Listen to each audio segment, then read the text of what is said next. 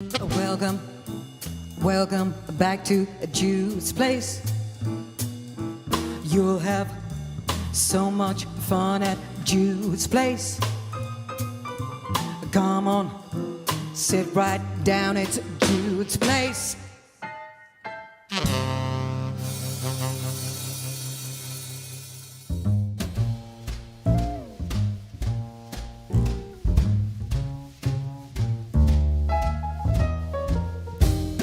Her name is Blossom, she was raised in a lion's den. Her name is Blossom, she was raised in a lion's den. Her nightly occupation is stealing other women's men. Welcome to Live from Jude's Place, a new date, a new time. Yes, every Wednesday at 7 p.m. you can join me here, and a big warm welcome to my new friends over at Jazz Corner. Hello everyone, I hope you're enjoying a cup of tea or something maybe a little stronger at this time of night around the world. Well, yes, that was Blossom's Blues, my version of Blossom Blues. That was a music video that went out with a #1 single off an upcoming album that I will tell you about some other time.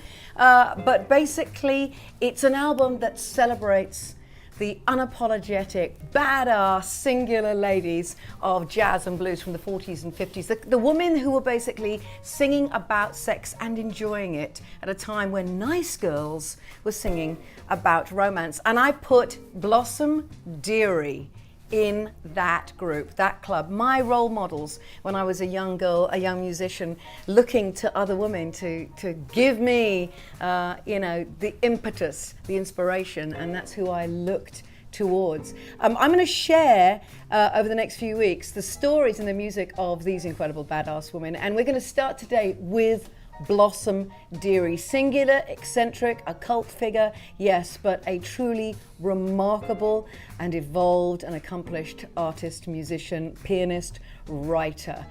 She was a jazz pixie with a little girl voice, singing like that. If you don't like my peaches, baby, why do you shake my tree? And with this unbelievably unexpected, sort of ridiculous look, this sort of page boy look, she looked more like a librarian than a hardcore jazzer. And yet she could reveal these sly, suggestive lyrics with such joy, with such dry abandon. She really was a musician's musician in a very male jazz world. And jazzers loved her. Dave Frischberg and Bob Giraud wrote songs for her because they knew that she would deliver it with such elegance and such a dry twinkle. And possibly the most well-known and popular of these songs is Dave Frischberg's Peel Me a Grape, that he wrote specifically for her. I was unbelievably fortunate in the late 90s to see the two of them together performing back to back, but actually performing this as a unit, as a duo, as a trio. It was a remarkable thing, really, to be privy to. And I have to say, I can think of nobody else that delivers it quite like she did, with so much joy, biting wit.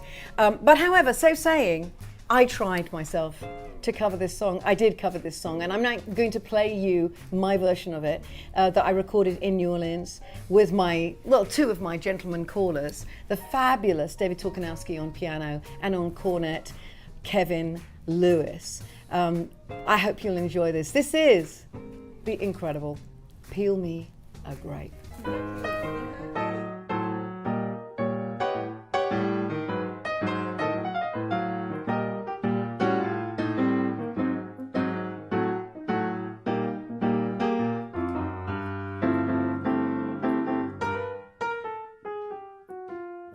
Peel me a grape, crush me some ice, skin me some peach, hit the fuzz for my pillow, and talk to me good, talk to me nice. You gotta wine me and dine me, don't try to fool me, bejewel me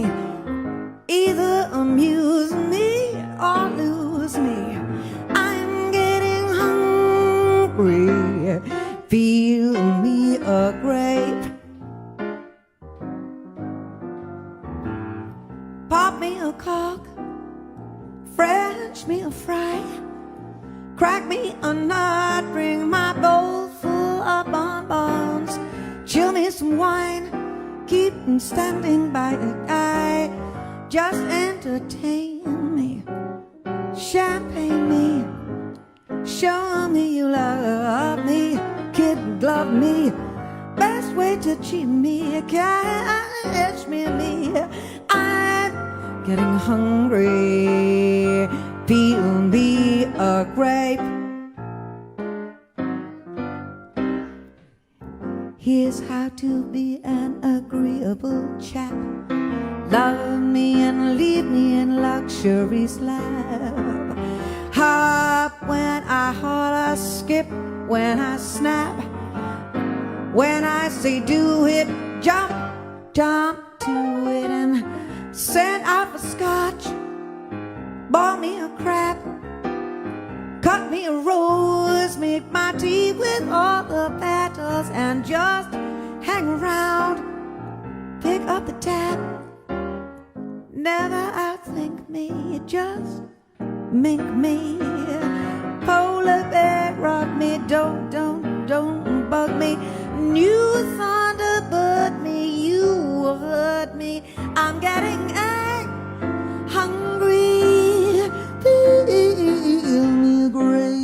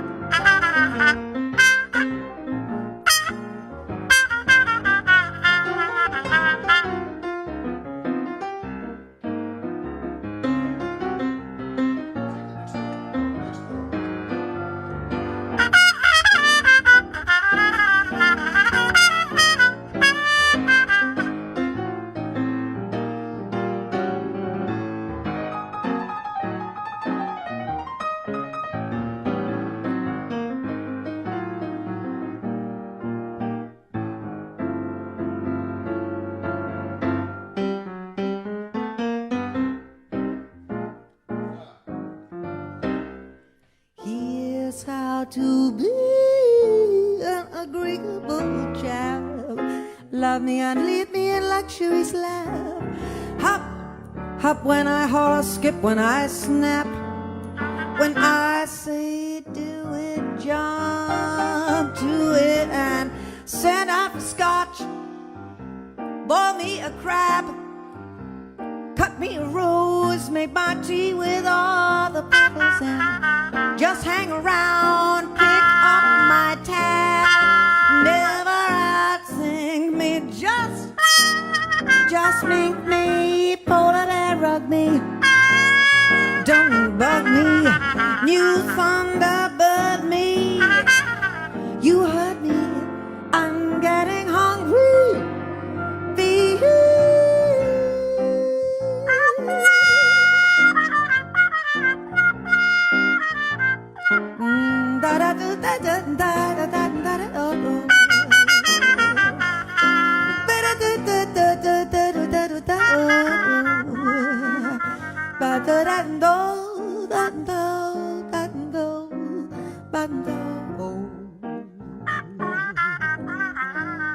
feel me a grave, feel me a grave.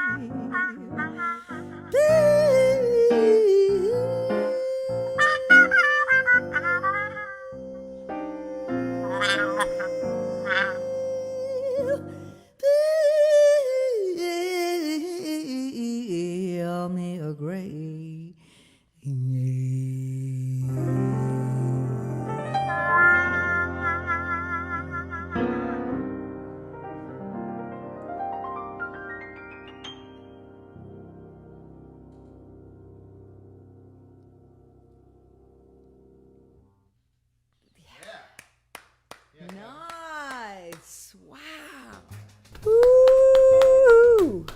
Now, I'm not applauding myself there. I'm applauding the gentleman callers, David and Kevin. Sublime. And what a joy to sing that song. The lyrics, I mean, remarkable.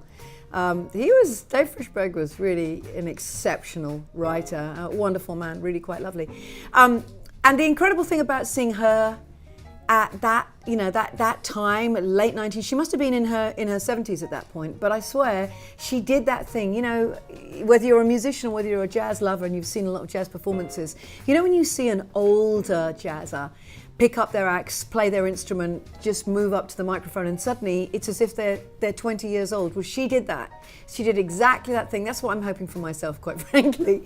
It's sort of like, it's a lesson to us all in this ageist world that it like surpasses age.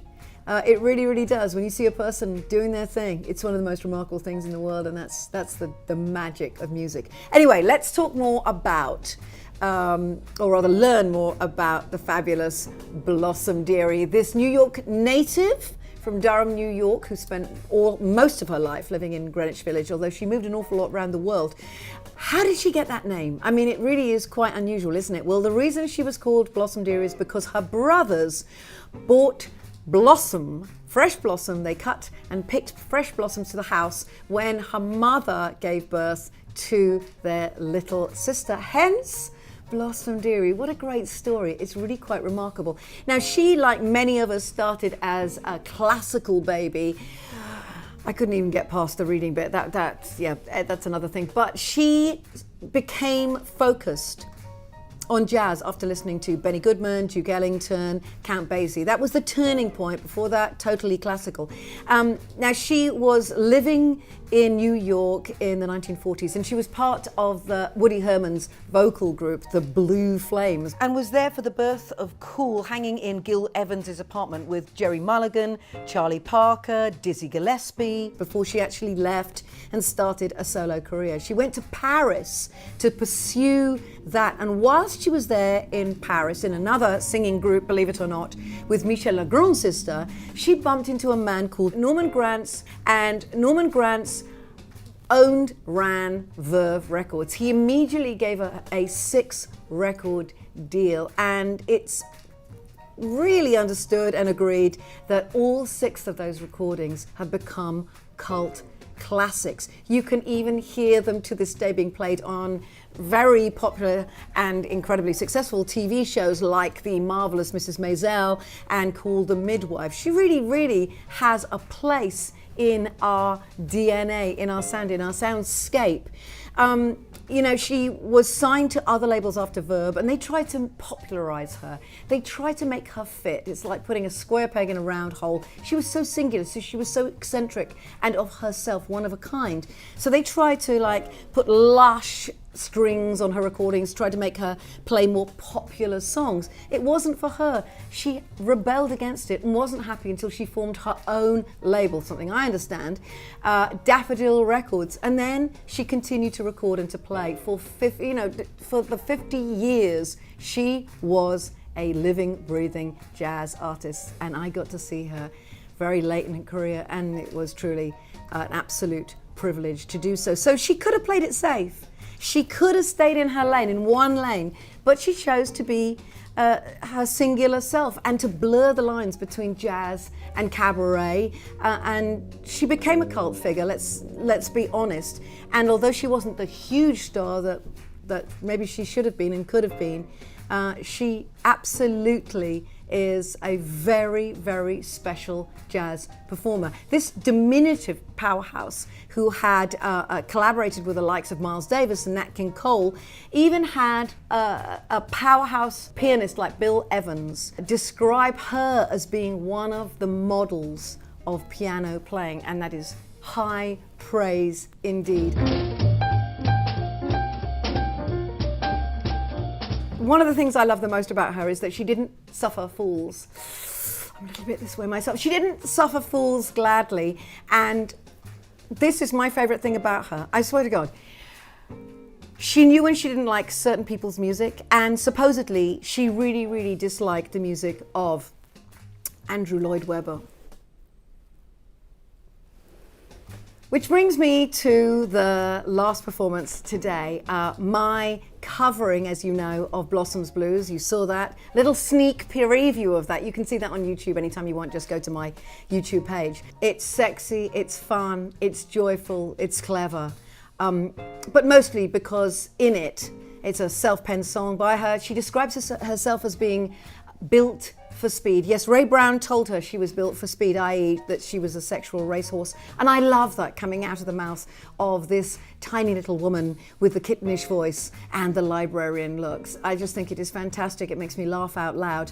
And so I'm going to leave you with the most recent performance, only a matter of a couple of weeks ago, of myself and the Gentlemen Callers in Paris. Oh, the irony, in Paris, at a private show. Only the third time that we've performed these songs together. It took the roof off. I've never seen Parisians go quite as wild as this, and I'm so glad they did. That's the point of this music. It is about joy and feeling good. So I'm going to leave you with this live version. This is a first. No one has seen it before. This is the premiere of this video of us performing Blossom's Blues. It features, as I said, all the Gentlemen Callers. Pedro Segundo on drums, Lex Warshawski on double bass, and Dave Blenkhorn on guitar, along with David Torkanowski on piano and Kevin Lewis on cornet. That's it from me. I hope you'll join me next Wednesday for more stories and music from these incredible, delicious, badass women. Until then, take care. COVID has not finished with us, so be very careful, people. Here is the live version from the We Are Club Paris of Blossom's Blues.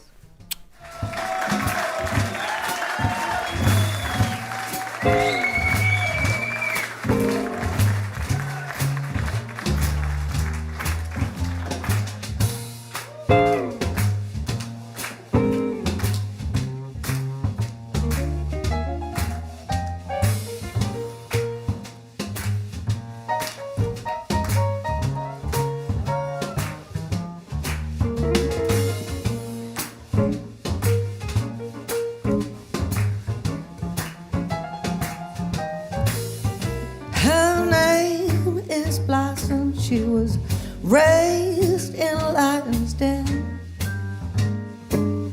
Her name is Blossom, she was raised in a lion's den. Her nightly occupation is stealing other women's men. She's an evil, evil woman, but she wants to make a man feel good. She's an evil, evil woman, but she just wants to make a man feel so good. She's a Gina Lala Bridget, just she ain't no Red Riding Hood.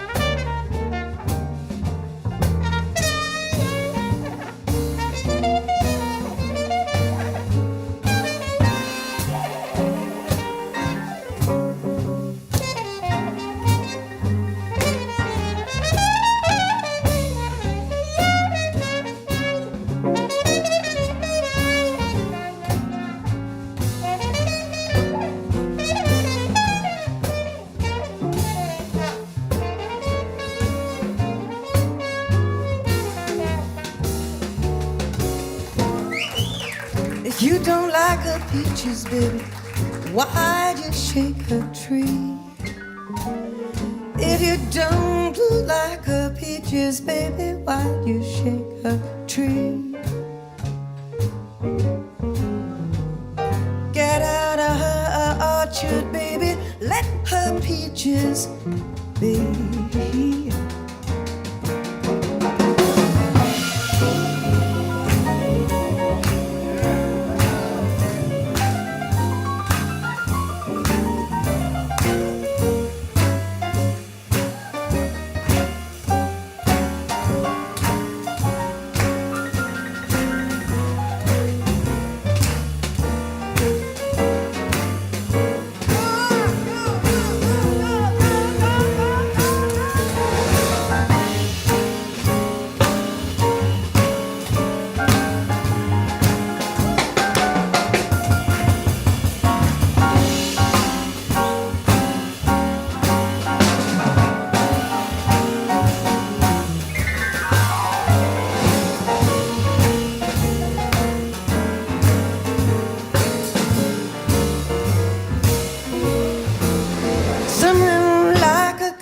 she's happy, some 'cause she's sassy, some call her honey, some think she's funny. And Ray Brown, he told her she was built for speed.